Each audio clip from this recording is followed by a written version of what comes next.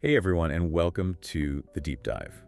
Budgeting is something that we all think about, and today we're going to dive deep into some of the common mistakes that people make when planning their budgets. We found this great article from DigyKeys called What Common Mistakes Should Be Avoided When Budget Planning. And it's got some really practical advice that I think will be super helpful for everyone. Yeah, I think people sometimes get intimidated by budgeting, but it doesn't have to be scary. It's really just about getting a clear picture of your finances and making conscious choices about how you use your money. Exactly. And the first step is really understanding where your money's going, right? Like the article talks about the importance of tracking your spending, which sounds simple enough, but it's surprising how many people skip this step. I know I've been guilty of this in the past, thinking, oh, it's just a coffee or a quick lunch.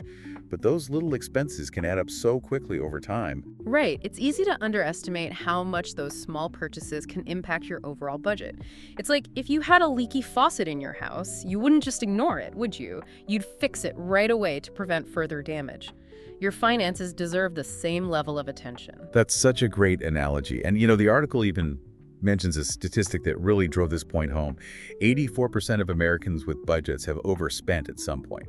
So clearly, we need a better system. Yeah, and that's where budgeting tools and apps can be super helpful, I think. They can automate the tracking process for you so you don't have to do it manually, and they give you these great visuals of your spending patterns. Right, so you can really see where your money is going and identify areas where you might be able to cut back without feeling like you're depriving yourself. Exactly. Budgeting shouldn't feel restrictive. It's about making conscious choices that align with your values. Okay, so we've got our spending tracked. We're feeling good about that. Now, what about setting goals? Because the article also talks about the importance of setting realistic and achievable budgeting goals. This is so important, and I think it's where a lot of people get tripped up.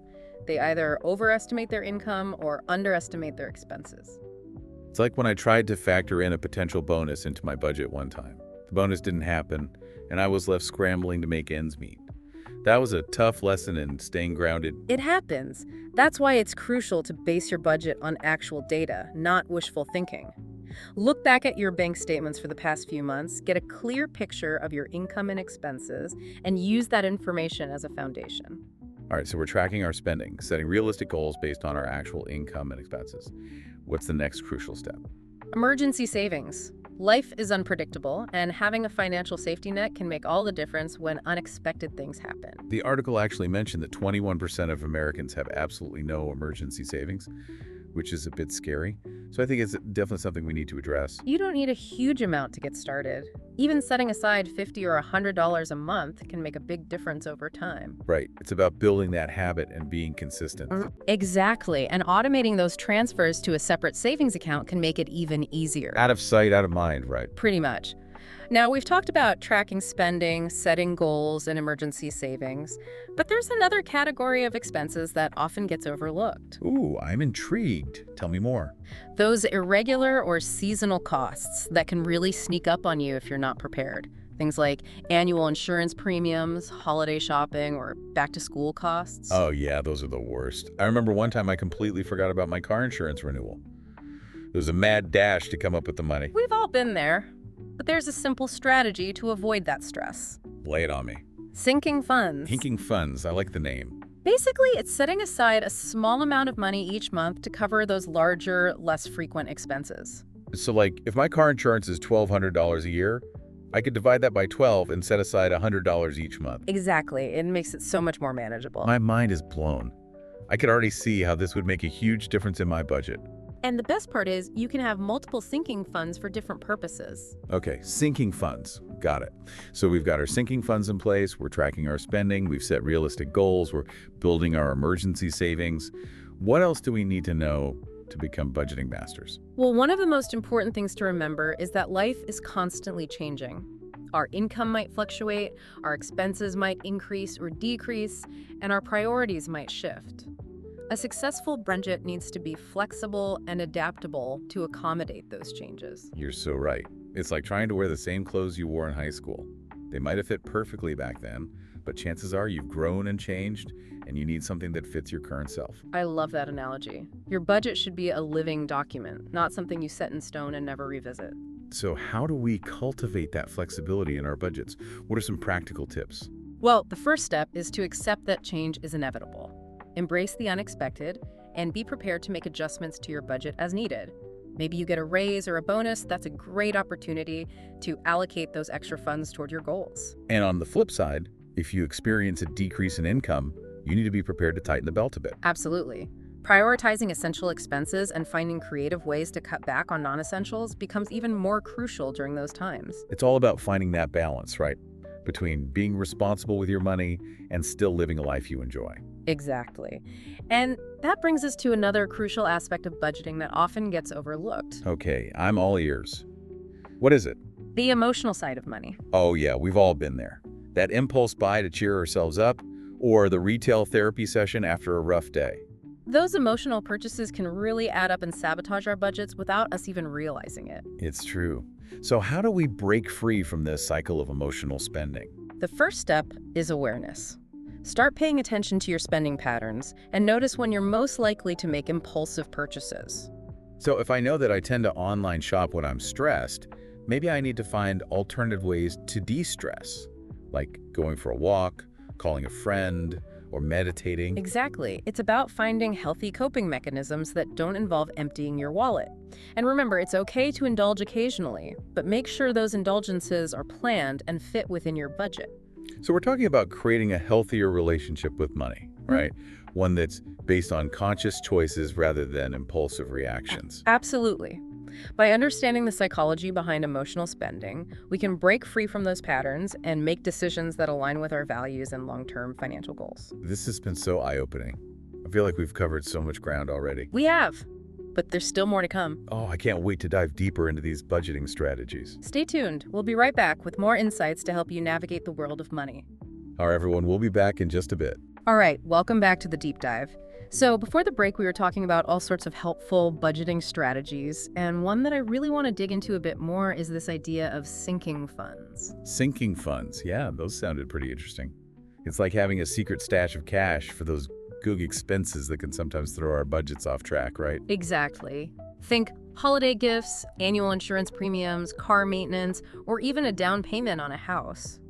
You're gradually setting aside smaller amounts throughout the year instead of scrambling to come up with a lump sum when those bills arrive. Right, that makes a lot of sense. So it doesn't feel like such a big hit to your budget all at once. Exactly. And the beauty of sinking funds is that they can be customized to fit your individual needs and goals. You could have multiple sinking funds for different purposes and adjust those contribution amounts based on your income and the time frame for each goal. Wow, this is making me feel so much more organized already. It's like having a mini budget for each of those irregular expenses. Exactly. Sinking funds are all about breaking down those larger expenses into manageable chunks so you can stay on top of your finances and avoid those financial surprises. This is brilliant. Okay, so we've got sinking funds covered. What about another important aspect of budgeting? Being flexible and adaptable. Because life is full of unexpected twists and turns, and our budgets need to be able to roll with the punches too, right? You're absolutely right. One of the biggest mistakes people make is creating a budget that's too rigid and then feeling defeated when life throws them a curveball. It's like trying to squeeze into a pair of jeans you wore in high school. They might have fit once, but things change and we need to adjust accordingly. That is such a good analogy. I can totally relate to that. So how can we cultivate that flexibility in our budgets? What are some practical tips for making sure our budgets can kind of roll with those punches? Well, first and foremost, it's about accepting that change is inevitable. Don't be afraid to revisit your budget regularly, whether that's monthly, quarterly, or whenever makes sense for you, and just make adjustments as needed. So it's not about setting a budget in stone and never touching it again. It's more about checking in, reassessing, and tweaking things as needed. Precisely. Life happens. Maybe you get a raise, have to take on an unexpected expense, or your priorities shift, whatever it is, your budget should be able to adapt. And I imagine having those sinking funds in place can make those adjustments a lot smoother because you've already got some financial cushioning built in. Exactly. Sinking funds provide a buffer that can help you navigate those unexpected expenses without derailing your overall financial goals. This is great. Okay, so flexibility is all about embracing change, regularly reviewing and adjusting your budget, and having those sinking funds as a safety net. It sounds like a much more sustainable and realistic approach to budgeting. It is. It's about finding that balance between structure and adaptability, having a plan in place, but also being willing to deviate from it when necessary. Okay, I love this perspective on budgeting. It's not about deprivation or restriction, it's about empowerment and taking control of our finances so that we can live the life we want, right? I couldn't agree more. A budget should be a tool that helps us achieve our dreams, not something that holds us back. So true. Okay, so we've talked about sinking funds and flexibility, but what about irregular income? That seems like a whole other challenge when it comes to budgeting. It's true. It is a common challenge for freelancers, entrepreneurs, gig workers, anyone whose income fluctuates from month to month. But there are definitely strategies to help manage those ebbs and flows and avoid those financial feast or famine cycles. Right, I can only imagine how stressful that would be. One month you're flush with cash, the next you're wondering how you'll cover your bills. It can definitely be a roller coaster. So the first step is to track your income meticulously. Even if it's unpredictable, keep detailed records of every payment you receive. That way you have a clear picture of your earnings over time. Okay, that makes sense, but then what? How do you actually budget when you don't know how much you'll be earning each month? That's where the concept of averaging comes in. Look back at your income over the past 6 to 12 months and calculate your average monthly earnings. This will give you a more realistic baseline for budgeting than relying on any single month's income. That's smart, because some months might be exceptionally high, while others might be significantly lower. So averaging it out helps to smooth out those fluctuations. Exactly. It gives you a more stable foundation for your budget. Another helpful strategy is to create a buffer account. A buffer account, what's that? It's a separate savings account where you stash away a portion of your income during those high earning months. Think of it as a reserve fund that you can tap into during those leaner months when your income might be lower. Okay, so it's like creating your own personal safety net for income fluctuations. Exactly, and it can provide tremendous peace of mind knowing that you have a cushion to fall back on even when those unpredictable income dips occur. So we're tracking our income diligently, averaging it out to get a more realistic baseline, and creating a buffer account to smooth out those fluctuations. Are there any other tips for managing irregular income that we should keep in mind? One final tip is to be extra mindful of your spending habits, especially during those high earning months. It's easy to fall into the trap of lifestyle inflation and start spending more freely just because you have more money coming in. Oh, I know that trap all too well. Yeah. It's so tempting to loosen the reins a bit when you're feeling financially secure. It is tempting, but resist the urge. Remember your long-term financial goals and use those high-earning months as an opportunity to boost your savings, pay down debt faster, or invest in your future. So it's all about being proactive and intentional with your money, even when it's coming in unpredictably. Exactly. By implementing these strategies, you can take control of your finances, even if your income doesn't follow a traditional 9-to-5 schedule. I love it. This is incredibly valuable information for anyone who doesn't have a steady paycheck. So glad we dug into this topic. Me too. Now, let's shift gears a bit and talk about another common budgeting mistake that can be surprisingly insidious: emotional spending. Emotional spending. Ooh, I think we've all been there. That impulse buy to cheer ourselves up, or that retail therapy session after a tough day. It's true, we've all been there. And that's precisely why it's so important to be aware of this tendency and develop strategies to manage it effectively. Because those seemingly small emotional purchases can really add up over time and sabotage our budgets without us even realizing it. You're absolutely right. Emotional spending is often driven by underlying feelings of stress, anxiety, boredom, or even happiness. We use shopping as a way to cope with those emotions, but it's a short-term fix that can have long-term consequences for our financial well-being. Right, so how do we break free from this cycle of emotional spending? Are there any practical steps that we can take to kind of manage those impulsive urges? Absolutely. The first step is awareness. Start paying attention to your spending patterns and notice when you're most likely to make those impulsive purchases. So like keeping a spending journal or using a budgeting app to track those expenses. Exactly. That can help you identify those triggers that lead to emotional spending.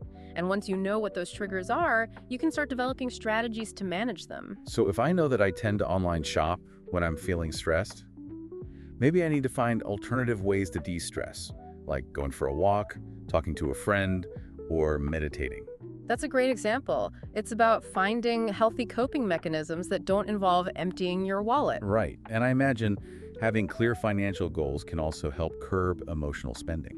Absolutely. When you have a clear vision of what you're working towards, it's easier to resist those impulse buys because you know that every dollar you spend is taking you further away from your goals. So it's about being mindful, knowing your triggers, finding healthy coping mechanisms, and staying focused on your financial goals. Exactly. And remember, it's a journey, not a destination. Be kind to yourself and celebrate those small victories along the way. This is all about creating a healthier relationship with money, one that's based on conscious choices rather than impulsive reactions. I couldn't agree more. By understanding the psychology behind emotional spending, we can break free from those patterns and make decisions that align with our values and long-term financial goals. This has been such an enlightening conversation about some of the less obvious but equally important aspects of budgeting, like sinking funds, flexibility, irregular income, and emotional spending. I feel like we've really gone deep. We have, but there's always more to learn. And luckily for our listeners, we've got one more part to this deep dive. Oh yes, stay tuned. We'll be right back with more insights to help you navigate the world of money. Welcome back to the Deep Dive. We're going to be wrapping up our conversation today about budgeting, and we're going to finish by talking about investing, which can feel a little intimidating, but it's a really important piece of this whole financial puzzle. Yeah, it's one of those topics that I think a lot of people kind of put off because they think they need to have like a ton of money or be a financial expert to even get started. That's right, but the truth is that anyone can start investing, no matter how much money they have. And the earlier you start, the better, right? Because of this thing called compounding, which I have to admit still sounds a little bit like magic to me. It's not magic, but it's definitely a powerful force when it comes to growing your wealth over time. So basically, with compounding, your investments earn returns, and then those earnings get reinvested and they generate even more earnings. So it's like this snowball effect where your money keeps growing faster and faster over time. Okay, that makes sense. So the earlier you start investing, the more time your money has to compound and grow. Exactly. But even if you haven't started yet, it's never too late. The important thing is to just take that first step. So what's the first step? Where do we even begin? Well, before you start throwing money at random investments, it's really important to have a plan, a strategy. I guess that makes sense because otherwise you're just kind of wandering around aimlessly in the world of investing. Exactly. And that's where an investment strategy comes in. It's basically your roadmap to financial success, outlining your goals, your approach, and the steps you'll take to get there. So how do we go about creating this roadmap? It sounds kind of daunting. It doesn't have to be. There are so many resources available to help you, like financial advisors, books, websites, even podcasts like this one. But a good starting point is to ask yourself a few key questions. Okay, like what? Well, first, what are your financial goals? Are you saving for retirement, a down payment on a house, your children's education, or something else entirely? Those are big ones. And then once you know what you're aiming for, you can start figuring out the best way to get there, right? Exactly. And another important question is, what's your risk tolerance? How comfortable are you with the possibility of your investments fluctuating in value? Some people are okay with a bit of a roller coaster ride if it means potentially higher returns, while others prefer a more conservative approach. Yeah, I think that's a really personal thing. Everyone has a different comfort level when it comes to risk. Absolutely. And then the final question to consider is your time horizon. How long do you plan to invest your money before you need to access it? This will influence the types of investments that are appropriate for your situation. Okay, so it's all about aligning your investment choices with your goals, your risk tolerance, and your time horizon. This is starting to feel a lot less overwhelming. That's good. Investing shouldn't be something that you're afraid of. It's a powerful tool that can help you build a more secure financial future for yourself. Well, I think we've covered a lot of ground today, from tracking spending and setting realistic goals to embracing flexibility, managing irregular income, conquering emotional spending, and even demystifying investing. This has been a really insightful deep dive. It has, and I hope our listeners feel equipped to take control of their finances and start making informed decisions that will help them achieve their financial goals. Absolutely. It's been a pleasure chatting with you about all of this, and I want to thank DigyKeys for providing such valuable insights and resources to help our listeners on their budgeting journey. Yeah, they have some fantastic tools like their digital budget planner, which is a great way to stay organized and on track with your finances. We highly recommend checking it out. And with that, we've reached the end of our deep dive. We hope you've enjoyed this exploration of common budgeting mistakes and feel inspired to take control of your financial well-being. Thanks for joining us, and remember, every step you take towards financial empowerment is a step in the right direction. Happy budgeting, everyone.